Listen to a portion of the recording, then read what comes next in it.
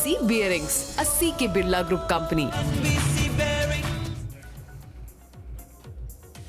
Hello and welcome friends, sports time में आप सभी लोगों का स्वागत है। टीम इंडिया के गेंदबाजों की धूम हर तरफ है और इस बीच में एक पाकिस्तानी दिग्गज ने बुमराह को नाग कह दिया है। और क्यों कहा है उन्होंने ऐसा, इसका खुलासा हम इस ब्रॉडकास्ट में आगे करेंगे। लेकिन उससे पहले जो लेटेस्ट अपडेट है, जो ब्रेकिंग न्यूज है टीम इंडिया से जुड़ी हुई, वो आपको अलका बताएंगे। चलिए ब्रेकिंग न्यूज बता देते हैं, आपको रूबरू करा देते हैं। टीम इंडिया ने देर रात तक मनाया लखनऊ में जश्न। नवाबों के शहर में जम के जश्न मनाया गया। लखनऊ से मुंबई पहुंचे भारतीय टीम के खिलाड़ी। जी हां, मैच खत्म करने के बाद, जश्न मनाने के बाद मुंबई पहुंच गए हैं। मुंबई में टीम इंडिया के साथ जुड़ेंगे हार्दिक पांड्या। 2 नवंबर को भारत के श्रीलंका से है टक्कर। अब इस टक्कर में देखते हैं क्या होने वाला है। श्रीलंका के खिलाफ हार्दिक का खेलना अभी तय नहीं है। अभी तो फिटनेस टेस्ट होने के बाद ही पता लग पाएगा वो खेलेंगे या नहीं। टीम इंडिया ने देर रात तक मनाया है लखनऊ में वो जश्न। शायद बिरयानी भी खाई होगी। अब लखनऊ गए, कबाब ना खाए, बिरयानी ना खाई, गलौटी कबाब ना खाए तो फिर क्या खाया।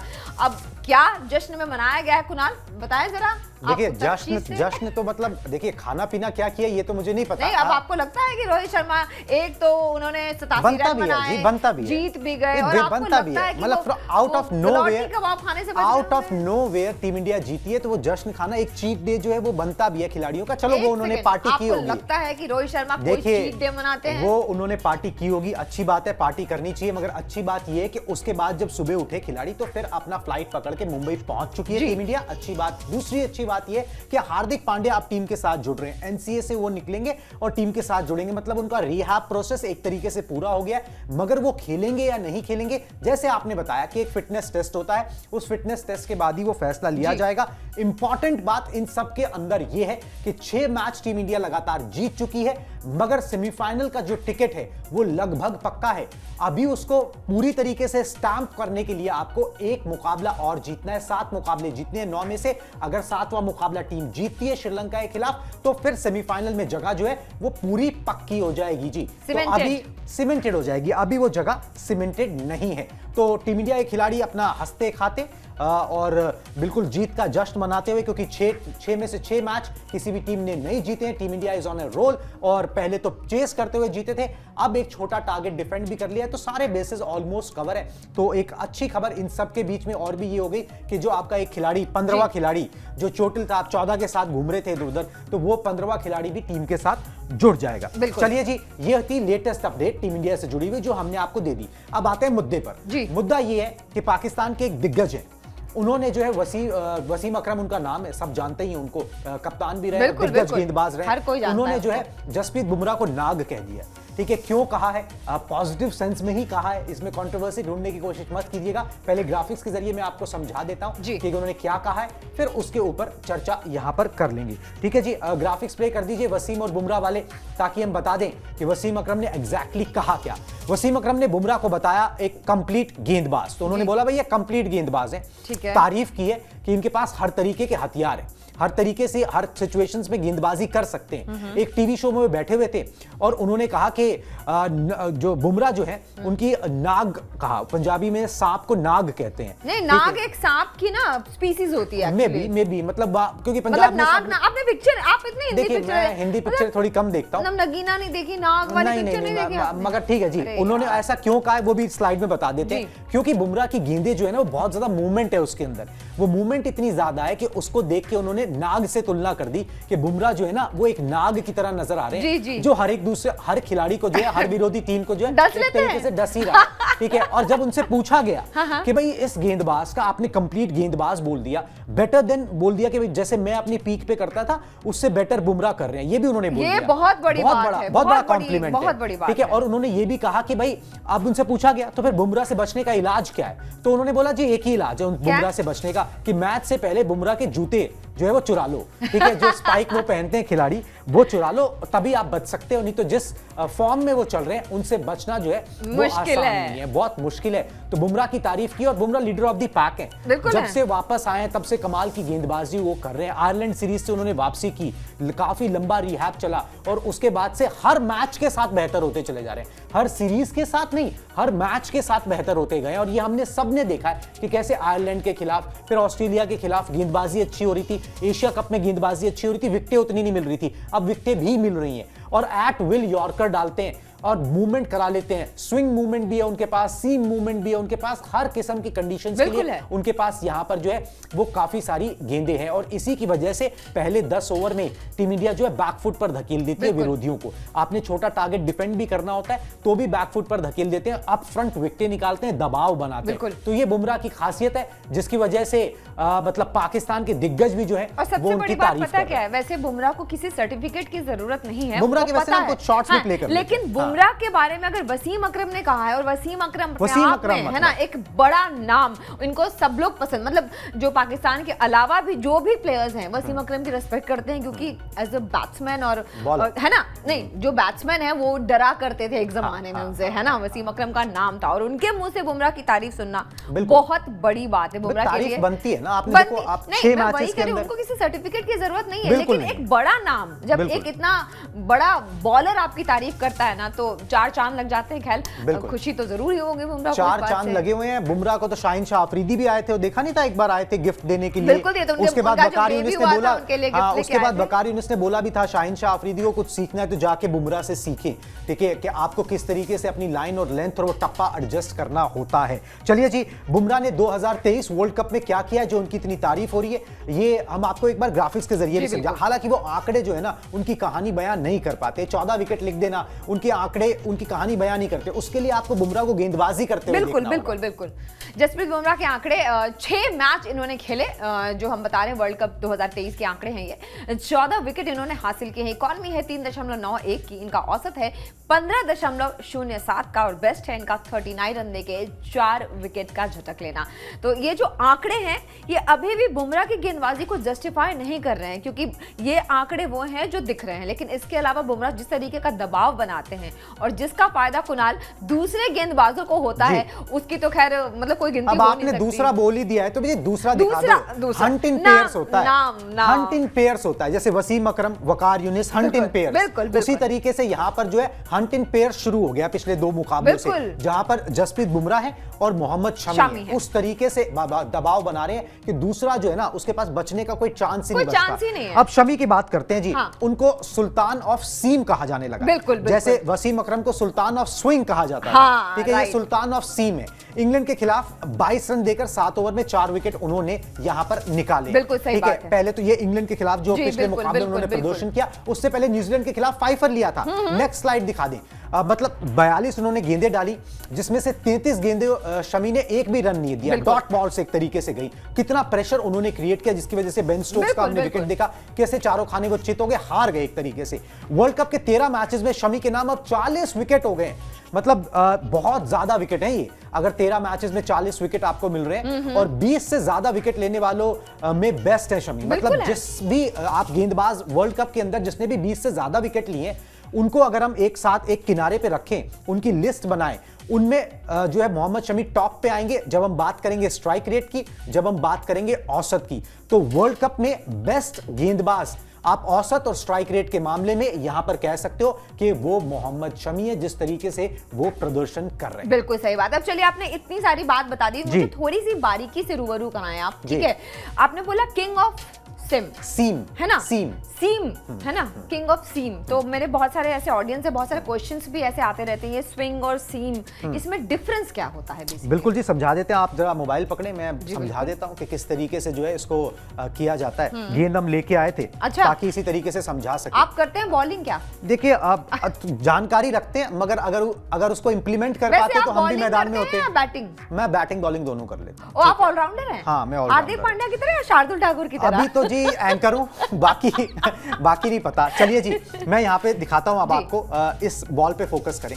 देखिए ये है, ये वाइट बॉल है। अब इसके अंदर क्या होता है, जब आपको स्विंग करनी होती है तो ये सीम है, ये जो उभरा हुआ है सिलाई, इसको सीम कहते हैं। जब आपको स्विंग करनी होती है, जो वसीम अकरम करते थे, तो आपको साइड से पकड़ते हो। इन स्विंग करनी है, आउट स्विंग करनी है तो साइड से पकड़ते हो। जब आपको सीम गेंदबाजी करनी होती है तो 2 उंगलियों के बीच में आप इस सिलाई को लेते हो, ठीक है। और ये सिलाई से ना फिर आप यूं ही गेंदबाजी करते हो, ये टप्पा यूं ही जमीन पर पड़ता है, अच्छा, यूं ही। और शमी की खासियत ये है कि उनकी हर गेंद जो है ना वो सीम पे पड़ती है, मतलब वो गेंद जब जमीन से कनेक्ट होती है तो वो ये सीम से कनेक्ट होती है। ठीक है, और सीम से पढ़ के या तो लेफ्ट होती है या सीम से पढ़ के राइट होती है। अच्छा। इस तरीके से, और यही वो करते आते हैं। अगर इसमें तरीका क्या है हाँ। कि यहां पर आप ये देखिए कि ये अगर 5 o'clock बजे हैं मेरी तरफ आ गया, तो अगर 5 बजे 5 यू टिल्ट करता हूं Right. तो फिर गेंद इस तरफ जाएगी। अच्छा। और अगर ये इस यू पड़ रही है सीम पर हल्की सी, ये 7 बजे की तरफ अगर आप देखें तो फिर ये राइट को जाएगी। तो ये जादूगरी है जी पूरी सीम की। रिस्ट आपका सीधा होना चाहिए। It's easier said than done.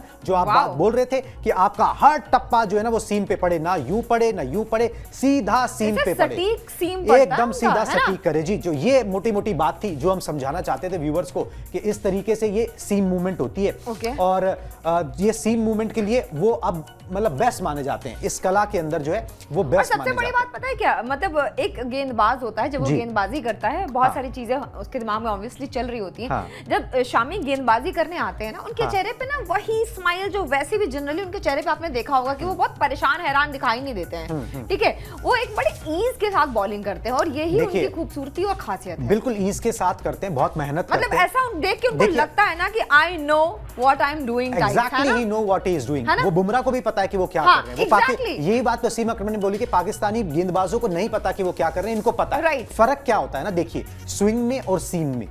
Seam movement जो होती है, जैसे मैंने आपको बताया था, यूं कोने जी। से पकड़ा तो वो बल्लेबाज गेंदबाज के हाथ को देखकर समझ जाता है कि ये है। स्विंग Right, कराने right, वाला है। right, right. मगर सीम मूवमेंट में क्या होता है, पता नहीं लगता। अब जब स्विंग हो रही है तो 20 मीटर दूर है बॉल आपसे, आपको पता है कि भाई अब ये इन स्विंग आएगी आउट स्विंग आएगी। जब सीम होती है बॉल जो है सीधा सीम पे पड़ती है, उसके बाद वो इन एंड आउट होती है।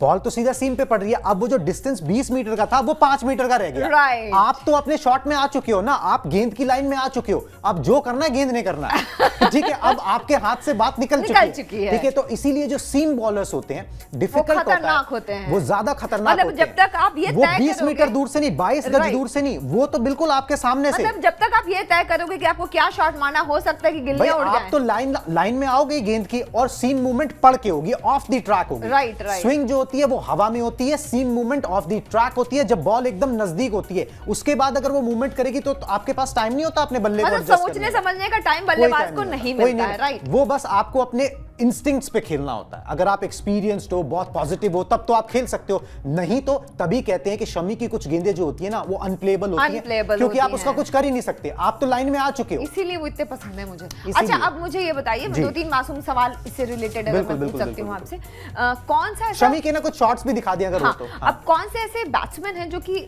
सीम मूवमेंट को अच्छा प्ले करते हैं? देखिए इसके अंदर मैं वही बात आपको बोल रहा था, कोई ऐसी टेक्निक नहीं है। अच्छा। स्विंग को काउंटर करने की टेक्निक है कि आप क्या करते हो कि भाई स्विंग ज्यादा गेंद ना हो, आप अपनी क्रीज से बाहर आके खड़े हो जाते हो। ठीक है, आप देखते हो कि भाई सीम स्विंग हो रही है, गेंद आप क्रीज से बाहर आ गए, आपने उस स्विंग से पहले ही गेंद को काट दिया। जी। मगर सीम मूवमेंट क्या है, वो तो जमीन पे पड़ने के बाद या तो इधर होगी या उधर होगी। कई बार गेंदबाज को भी नहीं पता होता, कई बार सिराज बोलते हैं ना कि मेरी इन होगी या आउट होगी, वॉबल सीम से वो फेंकते हैं, उन्हें भी नहीं पता होता, क्योंकि वो जो सीम पे पड़ती है ना गेंद, जमीन से टकराती है, उसके बाद अनइवन सा डेविएशन लेती है। Right. तो वहां पर ना गेंदबाज को ज्यादा आइडिया होता है ना बल्लेबाज को ज्यादा आइडिया होता है। वहां पर आप अपनी इंस्टिंक्ट्स पे जाते हो, पॉजिटिव रहते हो, माइंडसेट से जाते हो, और अगर कोई शॉट को कमिट किया तो होल हार्टेडली करते हो, फिर देखी जाएगी जो होगा। तो आप इसी तरीके से चल सकते हो, इसीलिए ऐसे गेंदबाज ज्यादा कामयाब होते हैं। फिर साउथ अफ्रीका के वेर्नॉन फिलंडर थे, वो बड़े कामयाब थे। उनको मतलब आप कह सकते हो कि वो बहुत बढ़िया सीम गेंदबाज थे, एकदम फ्लॉलेस। ठीक है, मैं उनको मोहम्मद शमी से भी ऊपर रखूंगा, जिस तरीके की वो सीम गेंदबाजी करते थे और हमेशा फंसा लेते थे। हाँ। वैसे ही मोहम्मद शमी करते हैं, ये सीम है।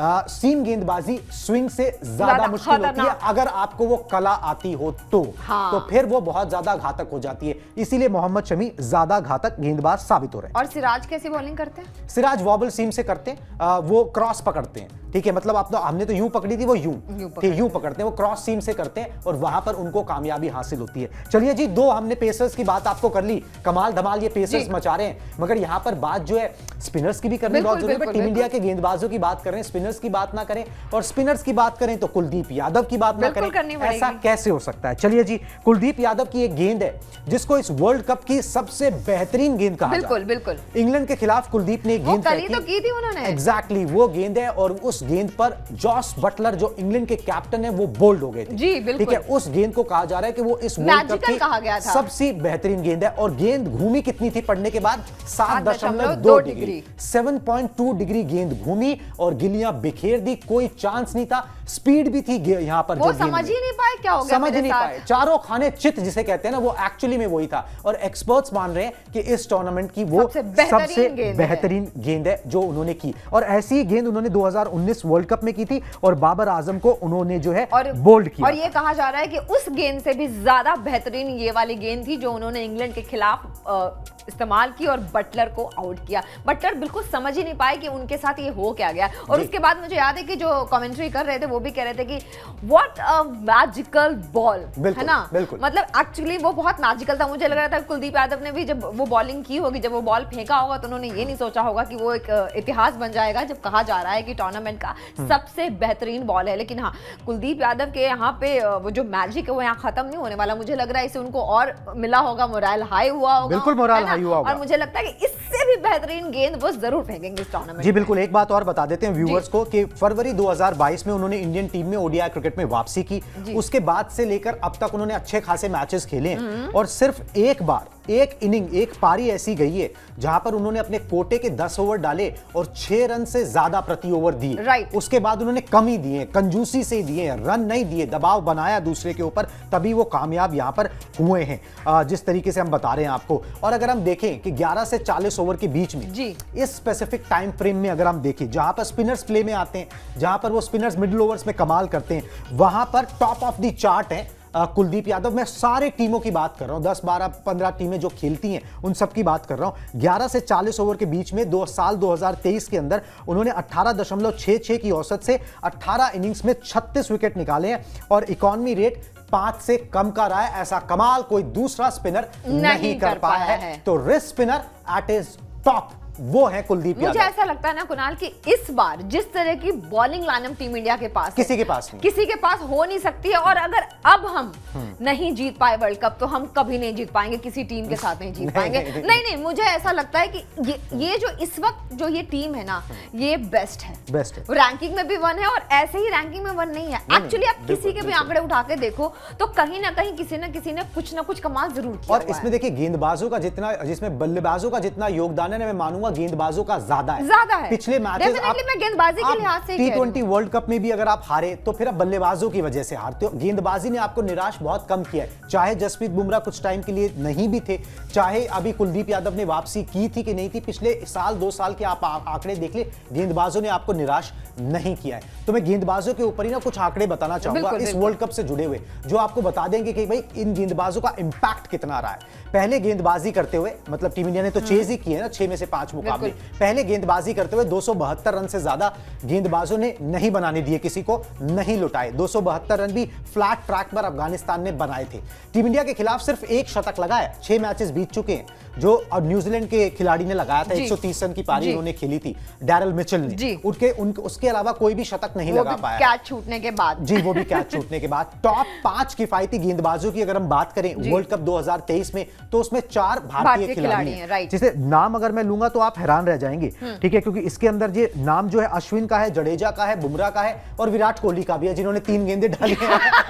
ठीक है, क्योंकि वो 3 गेंदों पे रन नहीं बने तो वो किफायती गेंदबाजों में तो आ गए कि भाई इन्होंने रन नहीं है। ठीक है, तो ये 4 जो है वो है। और पावर प्ले में जहां पर आजकल 10 ओवर के अंदर ना टोन सेट हो रहा है, पावर प्ले में गेंदबाजों ने 67% डॉट बॉल डाली, मतलब कि 10 ओवर इंटू 6, 60 गेंदें अगर पावर प्ले में टीम इंडिया के गेंदबाज डालते हैं, जो डालना ही पड़ता है, तो आप उसमें से 67% गेंदें डॉट बॉल डालते हो। बिल्कुल, कितना भयंकर प्रेशर जो है विरोधी टीम के ऊपर बनता है। और पिछले 12 महीने से भारत का जो बॉलिंग औसत है, वो पिछले जितनी भी आप टीमें मिनोस को भी मिला लो तो 20-21 जो भी टीमें बनती है उनमें सबसे अच्छा है। सबसे अच्छा औसत पिछले 12 महीने में, पिछले 1 साल में टीम इंडिया के गेंदबाजों ने किया है। तो ये रातों रात कोई चमत्कार नहीं हो रहा है कि गेंदबाज जी अब चलने लग गए एकदम से। गेंदबाजों ने लगातार बेहतर प्रदर्शन किया है, कोचेज ने मेहनत की है, गेंदबाजों ने बहुत मेहनत की है, तैयारी की है। बुमराह भी बाहर बैठे थे तो कोई 4 ओवर की तैयारी नहीं कर रहे थे जैसे वो बोल रहे हैं, वो 10 ओवर की ही तैयारी कर रहे थे। हर कोई बहुत प्रिपेयर्ड आया है, बिल्कुल बहुत रन किया है और दिख रही है तैयारी ना। हाँ, वो मतलब अच्छे से, जिसे कहते हैं ना ऑयलिंग की हुई है, ठीक है, तो फिर वो जो है ना सही से फिट बैठ रहे हैं सारे कलपुर्जे, उसके बाद वो जो बॉलिंग मशीन है, वो जो बॉलिंग का जो यूनिट है वो एक तरीके से जेल कर रहा है और प्रेशर क्रिएट कर रहा है। पावर प्ले में मैंने आपको बताई किस तरीके से 67% डॉट बॉल्स टीम इंडिया डालती है, मैसिव प्रेशर क्रिएट होता है दूसरी टीम के ऊपर, क्योंकि हर कोई ये सोच के बैठा होता है कि भाई 300 350 स्कोर बनाना है, और फिर वो प्रेशर जो है वो विकेटों में तब्दील होना शुरू होता है। जब वो स्पिनर्स आते हैं तो फिर वो विकेटों में तब्दील होना शुरू हो जाता है। तो ये इस तरीके से स्ट्रैटेजी है टीम इंडिया की, और गेंदबाज इसमें अहम और भूमिका। सबसे बड़ी बात है कि इस बार हर बार हम ये कहते हैं ना कि ये वाली जो पिच है वो स्पिनर्स के लिए माकूल है, फिर किसी और पिच की बात करते हैं जहां पे हम ये कहते हैं कि ये बाउंसर्स के लिए माकूल है, ये जो पेसर्स के लिए माकूल है, लेकिन यहाँ जो टीम इंडिया की गेंदबाजी है वो कोई फर्क नहीं पड़ता कि आप कौन से पिच पे खेल रहे हो। इंग्लैंड का गेम वो एग्जांपल था जहां पे ड्यू भी पड़ी, ओस भी पड़ी, शबनम आई, मगर लेकिन फायदा किसको हुआ? बिल्कुल जी, फायदा गेंदबाजों को हो गया। ड्यू पड़ती है तो बल्लेबाजी आसान होनी चाहिए, मगर टीम इंडिया के गेंदबाजों ने वहां पर बल्लेबाजी मुश्किल कर दी, क्योंकि इतनी अच्छी गेंदबाजी की इस सिचुएशन के लिए टीम इंडिया के गेंदबाजों ने पहले से प्रिपेयर किया हुआ था, क्योंकि उन्हें पता था कि जिस मौसम में हो रहा है आपके हाथ में नहीं है कि आप हमेशा चेस करो, आपके हाथ में, बिल्कुल आपके हाथ में नहीं है कि आप चेस करो, आपको कभी ना कभी उस गीली गेंद से गेंदबाजी करनी पड़ेगी, वहां पर आपको विकेट चटकना आना चाहिए। चलिए जी, अब गेंदबाजों से बल्लेबाज पे आते, मगर उससे पहले बस एक मैं बात करना चाहता हूं कि अंग्रेजी में ना एक प्रोवर्ब है जिसे कहते हैं जी कि batsman win you games and bowlers win you tournaments. Right, ठीक है, तो अगर मैच जो है वो बल्लेबाज जिताते हैं, मगर टूर्नामेंट जीतना है तो गेंदबाज जिताते हैं, और टीम इंडिया के गेंदबाज वही कर रहे हैं। वही मैं कह रही हूँ, इस बार जो गेंदबाज हैं इस टीम में और जिस तरीके की लय में वो दिखाई दे रहे हैं, गेंदबाज अच्छा होना इंपॉर्टेंट तो है ही, लेकिन उस गेंदबाज का लय में होना वो बहुत ज्यादा इंपॉर्टेंट है। राइट, बिल्कुल जी, और लय में रोहित शर्मा भी है, कप्तान साहब भी हैं, जिनका लय जो है वो हर मैच में दिखाई दे रही है, और बहुत तेजी से वो रन बटोरते हैं, ऊपर से एक छोर उन्होंने संभाल लिया है, बिल्कुल, और मतलब रनों की बरसात जो है उनकी थम नहीं रही। 8 मतलब उन्होंने एक चीजें 8 मामलों में, इस वर्ल्ड कप में बात करें ना तो 8 मामलों में रोहित शर्मा नंबर 1 है। अगर 8 चीजों के अंदर 8 मामलों में, बिल्कुल, अच्छा। मैं एक एक करके वो 8 मामले बता देता हूं। रोहित की अगुवाई में टीम ने सभी 6 मैच जीते हैं, किसी भी कैप्टन की अगुवाई में किसी टीम ने 6 मैच लगातार नहीं जीते। साउथ अफ्रीका ने भी 5 जीते हैं, 1 हार गए थे वो। सबसे ज्यादा 398 रन बनाने वाले कप्तान है वो, इतने रन किसी टीम के कप्तान ने इस वर्ल्ड कप में नहीं बनाए हैं। इकलौते कप्तान है जिनके बल्ले से शतक निकला है, किसी और टीम के कप्तान ने शतक नहीं बनाया है, कप्तान ही नहीं चल रहे हैं किसी टीम के। बिल्कुल जी, और टूर्नामेंट में तभी तो टीम अच्छा कर रही है, सामने से लीड कर रहे हैं ना। टूर्नामेंट में 3 बार 50 प्लस स्कोर बना चुके हैं, किसी टीम के कप्तान ने ऐसा नहीं किया है। टूर्नामेंट में सबसे ज्यादा 66.33 का औसत है उनका, किसी कैप्टन का औसत ऐसा नहीं है इस वर्ल्ड कप के अंदर जितना यहां रोहित शर्मा का दिखाई दे रहा है। टोटल 8 चीजें हैं जी, 5 हमने आपको दिखा दी, 3 आपको और दिखाते हैं। 2 बार वो प्लेयर ऑफ द मैच का खिताब उन्होंने जीता इस वर्ल्ड कप के अंदर, किसी कैप्टन ने 2 बार player of the match, man of the match, जो भी उसे क्या आप कह लीजिए, वो नहीं जीता है। टूर्नामेंट में सबसे ज्यादा छक्के उन्होंने लगाए हैं,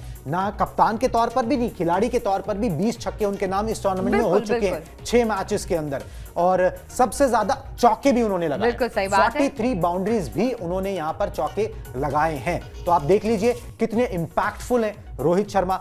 और शायद इसीलिए जब कप्तान अच्छा खेलता है ना, बिल्कुल आपकी टीम का लीडर है ना, पूरी टीम अपने आप कहीं ना कहीं उनसे सीख लेके वो अच्छा खेलने लग जाती है, और यहाँ पे वो एग्जांपल दिखाई भी दे रहा है, जिस तरीके से वो अगुवाई कर रहे हैं टीम की, और जिस तरीके से वो खेल रहे हैं, जो फॉर्म है उनका, और जिस तरीके के वो बड़े बड़े छक्के लगा रहे हैं, काबिले तारीफ है। और खास तौर से जो इंग्लैंड के मैच में उन्होंने किया, अकेले खड़े रहे, पूरी टीम आई और चली गई, वहां पे जो रोहित शर्मा ने किया उसकी जितनी तारीफ की जाए उतनी कम पड़ जाए। बिल्कुल, गौतम गंभीर ने भी तारीफ किया, और उन्होंने ये बोला है कि भाई मैंने बहुत सारे कप्तान देखे हैं, लीडर बहुत कम होते हैं, और लीडर जो है वो रोहित शर्मा है। जबकि अच्छे बड़े बड़े कप्तानों की अंडर जो है वो सौरव गांगुली के अंडर, धोनी के अंडर, द्रविड़ के अंदर गौतम गंभीर खेले हुए हैं, मगर उसके बाद भी अगर वो ये कॉम्प्लीमेंट रोहित शर्मा को दे बहुत बड़ी बात है, क्योंकि भाई इसके पीछे रीजन भी है। अगर आपको कल, जैसे हमने बताया भी था, दोबारा से समझा देता हूं फटाफट से, एक गेंद थी जिसके ऊपर रिव्यू नहीं लिया, कुलदीप यादव की गेंद थी, लिविंगस्टन आउट हो सकते थे, रिव्यू ही नहीं लिया तो पता ही नहीं लगा, बाद में जब रिप्ले दिखा तो पता लगा भाई बॉल ट्रैकिंग से गेंद जाके लग रही है। कुलदीप यादव ने बाकायदा शिकायत की अपने कप्तान को जाकर, ठीक है, और कप्तान ने सुनी कि भैया हमसे गलती हो गई, कोई बात नहीं। तो लीडर ये होता है जो एक्सेसिबल सुनता हो, है। जिसके पास आप जाया बोल जा सकते हो सके, जाके। आप अप्रोच कर सकते हो, अप्रोचेबल हो, एक्सेसिबल हो, उससे बात की जा सके, उसके साथ हंसा खिला जा सके, उससे नाराज हुआ जा सके। ऐसा नहीं जो अपना प्रभुत्व ही दिखाता रहे, अपनी पोजीशन का हिटलर जो नहीं है चाहिए ना। एग्जैक्टली, वो डंडे बजाने वाला कप्तान जो है अब वो किसी को नहीं चाहिए। बड़े बड़े स्टार खिलाड़ी हैं, इनको हैंडल करने का तरीका जो है क्योंकि वो आप रोहित इनको शर्मा खेलना को तो आता है। सिखाते नहीं हो, आपको Exactly. बस उनको एक केमिस्ट्री बिल्ड करनी है, उनसे केमिस्ट्री बिल्ड करनी है, उनसे काम बेस्ट करवाना लेना है। हर एक का अपना अपना तरीका Right. होता है। रोहित शर्मा का तरीका बड़े घुल मिल के करते हैं। धोनी का अपना तरीका था, वो बड़ा चुपचाप रह के करते थे, बोलते कुछ नहीं थे। ठीक है, वो उनका अलग तरीका था हैंडल करने का। मगर जो भी तरीका हो, तरीका यही है कि आप डरा टीम धमका के नहीं, वो तरीका कर ये है सकते। कि टीम खुश रहनी चाहिए। टीम खुश रहनी चाहिए, खिलाड़ी डिमोटिवेट नहीं होना नहीं, चाहिए, बिल्कुल। बस बाकी सब ठीक है। अगर वो बॉलर डिमोटिवेट हो गया तो उसके बाद जो वो कर रहा है वो भी नहीं कर और पाता। हमें मोटिवेट करने के लिए क्या करना होगा दर्शकों को? भैया प्लीज आपसे बहुत रिक्वेस्ट है, आप हमें बहुत प्यार दे रहे हैं जिसके लिए हम बहुत बहुत शुक्रगुजार हैं आपके। आप प्लीज स्पोर्ट्स 9 को सब्सक्राइब कर लीजिए अगर अभी तक नहीं किया, साथ में बेल नोटिफिकेशन की घंटी जरूर बजाइए। चलिए जी, ब्रॉडकास्ट खत्म करें उससे पहले जो है ना, शमी से जुड़ी एक और खबर है। बिल्कुल। एक अफगानी लड़की है जो उनकी फैन हो गई है। ठीक है, बिल्कुल, वो खुद भी होना ही था। थोड़ी बहुत सेलिब्रिटी है वो। अच्छा, ठीक है, हाँ। और दुबई में बिजनेस करती है। ठीक है, तो बता देते हैं जी उसके बारे में। टीम इंडिया ने एक तरफा अंदाज में इंग्लैंड को भी हरा दिया और इस जीत में मोहम्मद शमी का नाम एक बार फिर छा गया। बिल्कुल। शमी ने इंग्लैंड के खिलाफ 4 विकेट हासिल किए और 7 ओवर में सिर्फ 22 रन दिए और शमी की गेंदबाजी ने दुनिया को हिलाकर रख दिया और अफगानिस्तान की खास फैन वज़मा आयूबी भी इस भारतीय गेंदबाज की मुरीद बन गई। वज़मा ने सोशल मीडिया पर शमी की जमकर तारीफ की और इस खिलाड़ी को स्पेशल बताया। बता दें कि मोहम्मद शमी ने इस टूर्नामेंट में 2 ही मैच खेले हैं और उन्होंने दोनों ही मैचेस में कमाल किया है। 9 जलवे विकेट वो बिखेर दिए चटका अपने। चुके हैं और वज़मा आयूबी अफगानिस्तान की हैं, अफगानिस्तान को सपोर्ट करती है, मगर उनका जो सेकंड फेवरेट टीम है, जैसे इंडिया है। टी शर्ट से पता लग रहा है, वो इंडियन टीम है। Right. और साथ में वो ये कहती है कि भारत तो मेरा दिल है। दिल है, क्योंकि उनको बहुत अच्छा लगता है भारत आना और यहाँ पे टाइम अपना वक्त जो है गुजारती हैं और दुबई में बढ़िया बिजनेस करती हैं। लेकिन शामी अब उनके बन गए हैं फेवरेट। वैसे भी शामी जिस तरीके का उन्होंने काम किया है ना दोनों मैचों में, जो जलवे बिखेरे हैं ना, जी। मुझे ऐसा लगता है कि उसके बाद फैंस तो बनते हैं। बहुत बनते हैं, मतलब नेचुरल है, वो बनना ही बनना है। और किसी बॉलर का इतना अचानक से आना और छा जाना, ये भी बहुत बड़ी बात है। बहुत बड़ी बात है और इंडियन सेटअप के अंदर, इंडियन टीम के अंदर बहुत बड़ी बात है। ऐसे बॉलर्स बहुत ज्यादा नहीं हुए इंडियन टीम में कि भाई जिनकी तारीफ उतनी बने, एक बचपन जिनकी में फैन फॉलोइंग हो। बचपन में कहावत सुनी थी ना, सर्वाइवल फॉर द फिटेस्ट। जी। है ना, ये बिल्कुल वैसा ही दिखा रहा है ना कि मतलब कैसे टीम इंडिया ने इनको 4 मैचेस तक बाहर रखा, जी। ये खुद समझ नहीं आ रहा है। मोटिवेट हो गए बहुत है ज्यादा ना? करने के लिए। तीसरा वो उनका बेंच वर्ल्ड कप पे है। बैठे बैठे, अच्छा वो होता है कई बार। लोगों ने ये भी कहा कि जो इस समय जो टीम इंडिया के की जो लाइनअप है, जो लोग बेंच पे बैठे हुए हैं ना, वो भी इतने कमाल के बैट्समैन और बॉलर्स हैं कि अगर उनको भी खिला दिया जाए तो भी टीम इंडिया जीत जाएगी। और इसका क्रेडिट आप टीम मैनेजमेंट को दीजिए, कोच और कप्तान को दीजिए, क्योंकि बिल्कुल। उन्होंने बीच बीच में सबको गेम्स दिए। दिए। ऐसा नहीं कि भाई किसी को यूं रखा और एकदम से फिर आप वर्ल्ड कप में उतार लेकिन अब दोगे। मेरे पास उन एक और सबको जो है सवाल उन्होंने आ किया। चुका है, अगर हार्दिक पांड्या जुड़ जाते हैं टीम के साथ तो कौन है जो आउट हो जाएगा? देखिए, हार्दिक पांड्या पहले तो जुड़े और उसके बाद देखिए इसके अंदर बहुत पेच है, इस पे डिस्कस करेंगे, ये अलग से पूरा ब्रॉडकास्ट चलिए, होगा, क्योंकि देखिए उसमें बहुत पेच है। अब आप श्रेयस अय्यर की परफॉर्मेंस देखेंगे, फिर आप देखेंगे कि यार अब श्रेयस अय्यर को क्या और मौके दिए जाए, या फिर आप हार्दिक पांड्या और सूर्या चल गए, उन दोनों का सूर्या लालच चल गया, आप चाहोगे? मुझे पता नहीं है, ऐसे हो सकता लगता है। है कि देखिए सूर्या- ऑप्शंस बहुत हैं, घुमाना आता है रोहित शर्मा को, आराम से वो ये कार्य करेंगे और उनका अच्छा सिरदर्द हो जाएगा और ये। कम्युनिकेशन वो अच्छा रखेंगे। अच्छा मगर ये वाला अच्छा सिरदर्द। ये अच्छा सिरदर्द जो है ना, वो रोहित शर्मा को पसंद है, बुरे वाला उसे उन्हें पसंद नहीं है। अच्छे सिरदर्द के साथ वो सो सकते हैं आराम से। Right. वैसे भी वो आराम से सो जाते हैं, उन्हें ज्यादा तकलीफ होती उनको नहीं है। नींद कहीं भी आ जाती है। कहीं भी आ जाती है, मगर कोई बात नहीं जी, सही वक्त पे आंखें खुली हुई हैं और जो है टीम इंडिया जीत रही है। बिल्कुल चलिए सही इस बात। ब्रॉडकास्ट में अभी बस इतना ही। मुझे और अलका को दीजिए इजाजत। जाते जाते फिर से वो रिक्वेस्ट कि प्लीज स्पोर्ट्स 9 को सब्सक्राइब जरूर कर लीजिएगा। Tata bye bye.